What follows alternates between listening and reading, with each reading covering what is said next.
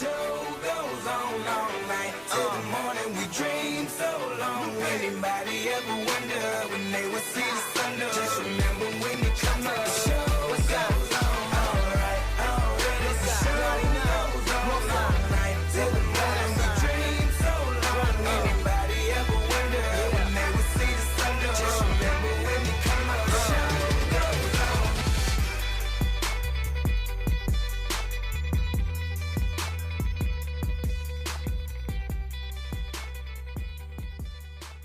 4 years ago, when I was a senior in high school about to graduate, I had no clue what I wanted to do with my life.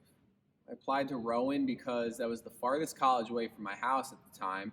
That was still in state, so I'd be saving money with tuition, and I decided to major in marketing because I didn't know what else to pick. At that time in my life, just like most kids, I was going through a lot of new emotions and changes, just graduating high school and honestly trying to figure myself out. Up until that point, my life really consisted of playing sports, hanging with friends, and spending a lot of time with my family. If you had asked that 18-year-old kid what theater was, or what it meant to be an artist, or anything to do with acting, you would have probably just received a big blank stare in return. That was a world that I'd never been introduced to. I had no experience with. I really knew nothing about, except that there were a couple plays put on each year in my high school, but not much more. I didn't know that you could major in theater in college, or that you could make a career out of something like this. I know that's still debated by a lot of people, but I know that you can. I am making a career out of it.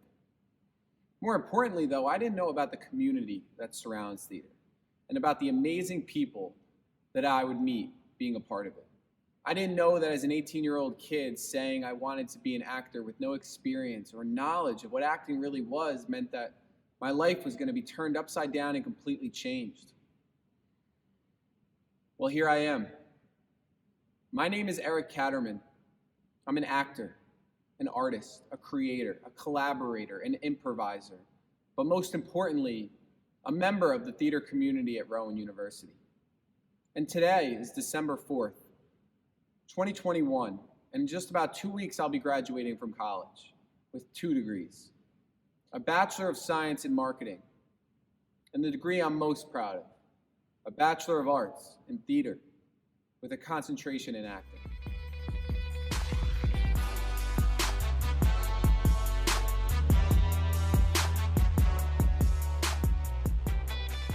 My journey into Rowan Theater started my freshman year in experiencing acting with Dr. Liz Hostetter.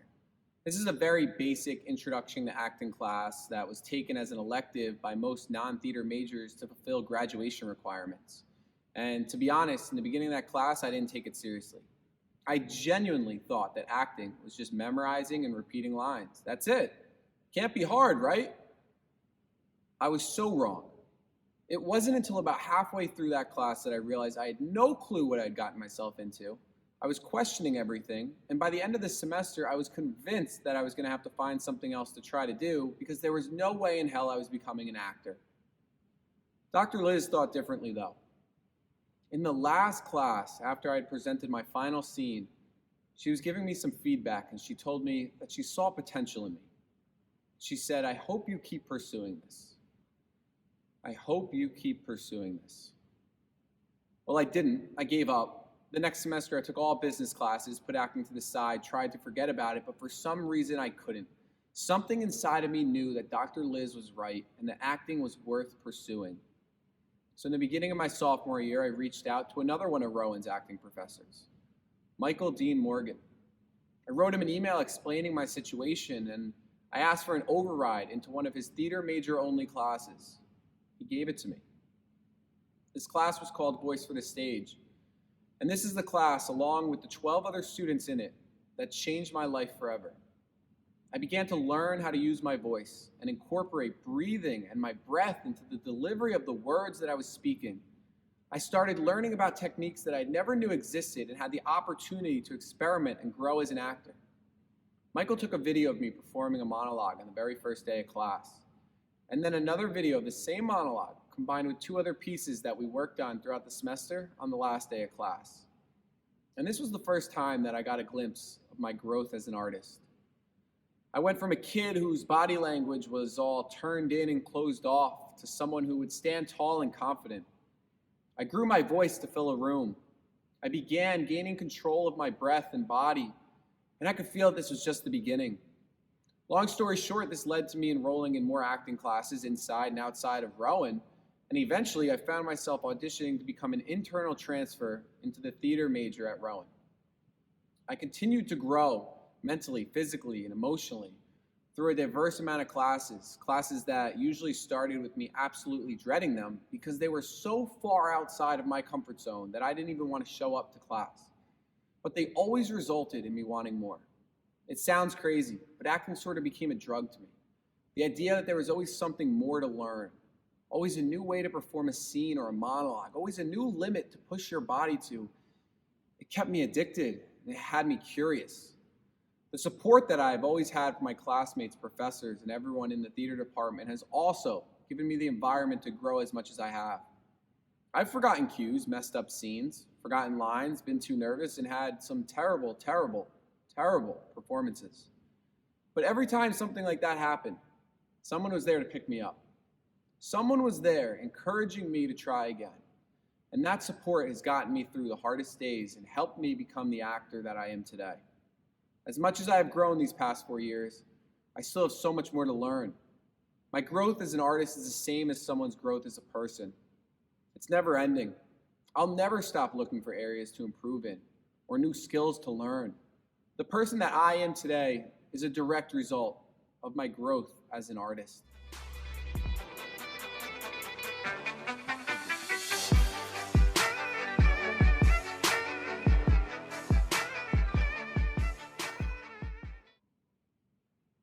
I can be really hard on myself. Sometimes too hard. I rarely truly feel good after a performance, and it doesn't matter to me if everyone else liked it, or if I got a good grade on the assignment, or if the professor was really impressed with it. If I don't like it, nothing else matters to me. In most classes after a performance, you write a reflection. When I first started writing these reflections on my work, I thought it was a little pointless. Like I had already performed, why do I have to keep going back to this? But the more reflections I wrote, the more I started learning from them and realizing that a lot of the same things are repeated. And these things were usually my strengths and weaknesses. Because no actor is perfect, everyone has their own strengths and weaknesses, and trust me, I have plenty of weaknesses. But the first step to turning a weakness into a strength is understanding that you have one, and then focusing on improving it.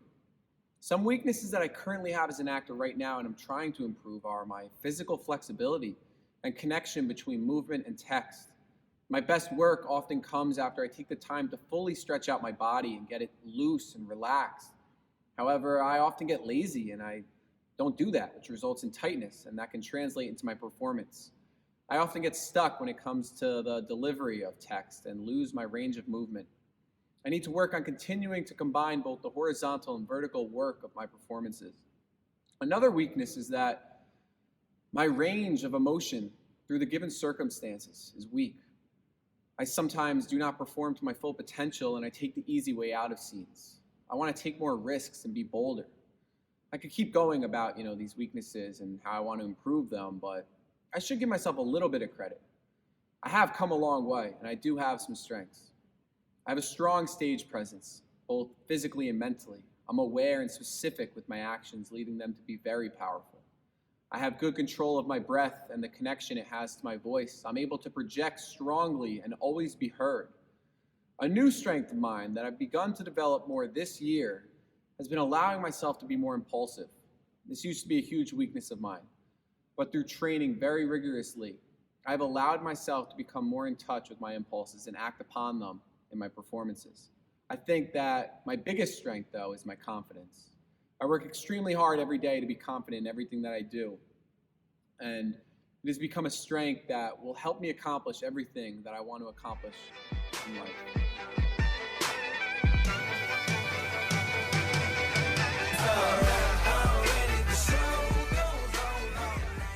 Just try. I know it sounds so cliche, but if I could go back in time and tell my younger self something, it would to be just try everything. because it wasn't until I actually started trying new things and taking those risks that I started growing. When I first started taking acting classes and someone had to volunteer, it would never be me. If something was optional, then I wasn't going to do it. I wasn't going to try it. Why? Because I was scared to fail. I was scared to look silly or stupid. Well, I know now that none of that matters. And once I started to try everything, I started to have more fun.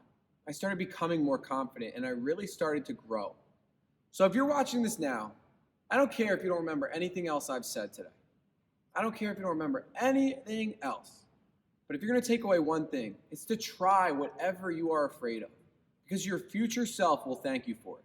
I wouldn't be sitting here today if I didn't start trying things that scared me, and I didn't start putting myself out there. And trust me, I'm so grateful, so thankful that I did, because I'm so proud of the person that I've become. And I'm so happy to be here. And none of that would have happened if I didn't try.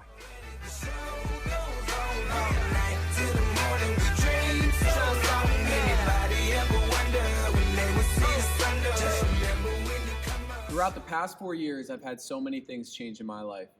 Some for the better, some for the worse. But there's always been one thing, one goal, one dream that has stayed the same. That's to move to Los Angeles and pursue a career in TV and film acting. I want to become the world's biggest movie star. Throughout all my training, all my 4 years here, that has never changed. And now, as I get ready to graduate, time to make that move comes closer and closer. So where exactly do I see myself in the future? I see myself living in LA, working as a full-time actor, because there's nothing else that I would want to do with my life than try to make my dream become a reality. And I'm willing to do anything and everything that it takes to accomplish that.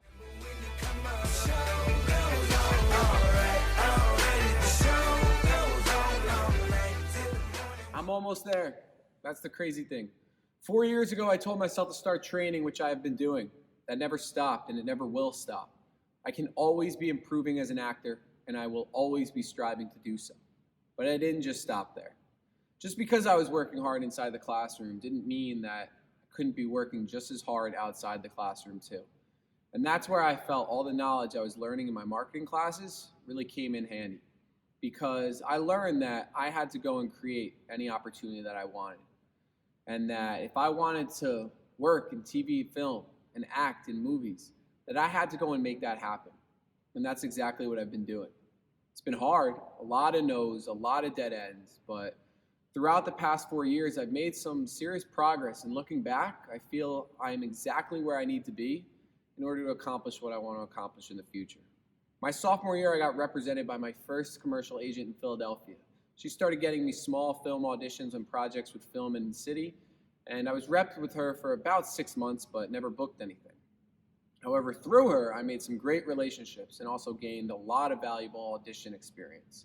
I learned firsthand how to handle myself in an audition room and how to form those crucial relationships with casting directors. And through that, I was able to utilize all the skills that I was learning in the classroom in real-life situations. That summer, I flew out to LA with a one-way ticket and 2 weeks booked at an Airbnb. And I told myself one way or another I'm staying out there the whole summer and networking with people in the industry. That's exactly what I did. And from that, when I came back to school the next semester, I had a referral for an agency in New York. And after a long audition process with them, I was offered a contract. Things, got put on pause when COVID hit, but eventually stuff opened up and things began to film again. And that's when I started auditioning and sending in a lot of self-tapes. And again, a lot of no's, a lot of rejection, but I just kept pushing.